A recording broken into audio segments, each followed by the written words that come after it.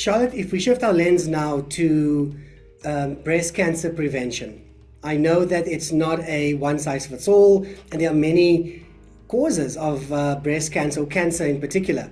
But there's a lot of marketing around this thing called superfoods, and that it's, a miracle prevention mechanism. Does the balance between food marketing and the real evidence-based health benefits give the audience and people insight into what truly matters in their diets? And is superfoods part of that? Superfoods do have a place, but I mean, what are superfoods? So let's sort of unpack that a little bit, because superfoods are not packaged in a capsule. They don't have to be powdered in a packet and sold separately as a superfood. Your superfoods are your natural foods that occur in nature. So it would be particularly your colored fruits and vegetables, for example. It would be fiber in the diet. I mean, it's not rocket science to know what these superfoods are, but unfortunately, the media has put them into a packet so they can be sold, okay? And that's the pharmaceutical and the health supplement industry for you.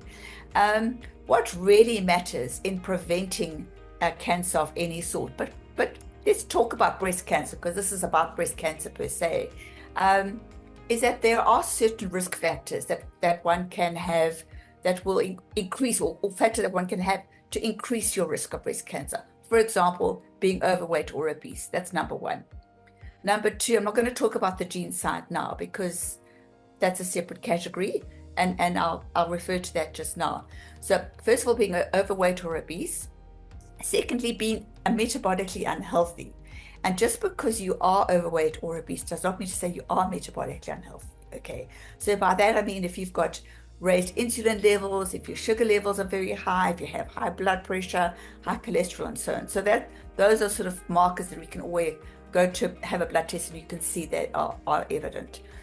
But the main thing is your diet and your lifestyle when it comes to breast cancer. So people who smoke a lot, who drink a lot of alcohol, who eat a lot of processed foods, who don't exercise, increase their risk substantially, regardless of their genetic profile for breast cancer.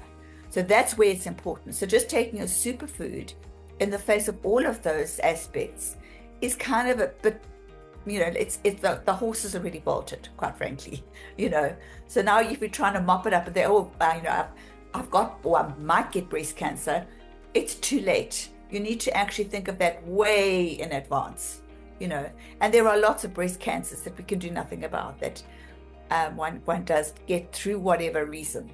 But nonetheless, those are the main risk factors.